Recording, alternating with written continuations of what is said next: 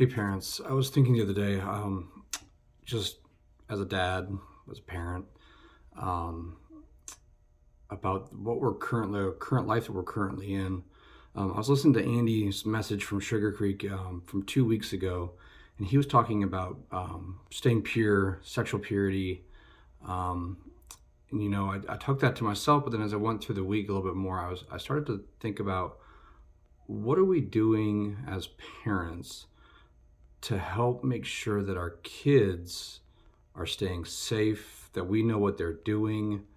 Are we even just having the conversation with them about, staying pure, the dangers of, what the devil wants to do in our life?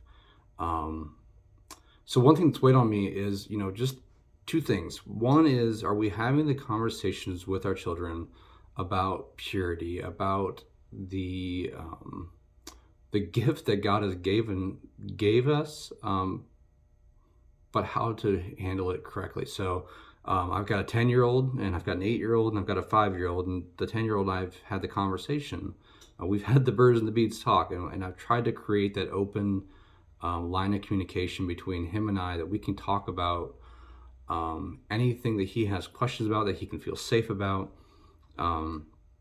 And I would encourage you, if you haven't done that yet, that you should. That is a conversation that you should start with your children. Second thing is, studies show that kids are seeing porn as early as 10, 9, possibly even 8 years old at schools. And while we'd like to think that's probably not a thing that our kid is going to do, the reality is it's probably going to happen. And there's a lot of dangers out there, especially with the number of devices that are around. So I would encourage you to have the conversations on how to be safe. But one tool that I want to give you is on February 9th, Wednesday evening from 7 to 8 p.m., Jocelyn from Toward the Goal Ministries is going to be here speaking about the pornography pandemic and having some resources on how to safeguard our kids from that life.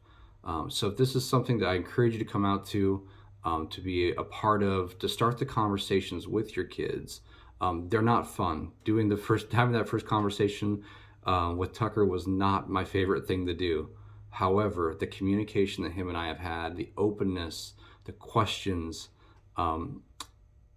it has been astounding. And so I just encourage you, if you haven't done that, have the conversation with him. But I also encourage you to come out, learn. We're all here to learn together. We all have mistakes that we're learning from. Take the time, come out next Wednesday night, the 9th, and just let's learn together from Jocelyn.